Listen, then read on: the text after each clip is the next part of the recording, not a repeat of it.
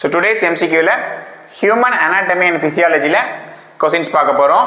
So இந்த question என்ன பார்த்தீங்கன்னா, நம்ம சிறுமூளையின் பணிகளில் சரியானது எது? ஸோ ஒன் செகண்ட் ரீட் பண்ண கேட்டுக்கோங்க. சிறுமூளையின் பணிகளில் சரியான எது? அதாவது நம்ம கொடுத்துருக்கிறதுல எது எது சிறுமூளையுடைய பணிகளில் சரியானதுன்னு கேட்குறாங்க. ஸோ ஆப்ஷன் ஏ பார்த்தீங்கன்னா உடலின் சமநிலைக்கு உதவுதல். அதாவது நம்ம சிறுமூளை உடலின் சமநிலைக்கு உதவுதல் கொடுத்துருக்காங்க. நெக்ஸ்ட் பி ஆப்ஷன்ஸ் பார்த்தீங்கன்னா தசைகள் நல்ல திறனுடன் இருக்க உதவுதல். நெக்ஸ்ட் தசைகளின் பணிகளை ஒருங்கிணைத்தல். ஸோ 3 ஆப்ஷன்ஸ்ல பார்த்தாச்சு. ஃபோர்த்து பார்த்தீங்கன்னா இவை அனைத்தும், அதாவது மேலே குறிப்பிட்டுள்ள அனைத்துமே சரியானதுன்னு சொல்றாங்க. ஸோ நம்ம கொஸ்டின்ஸ் பாருங்க ஒன் செகண்ட்.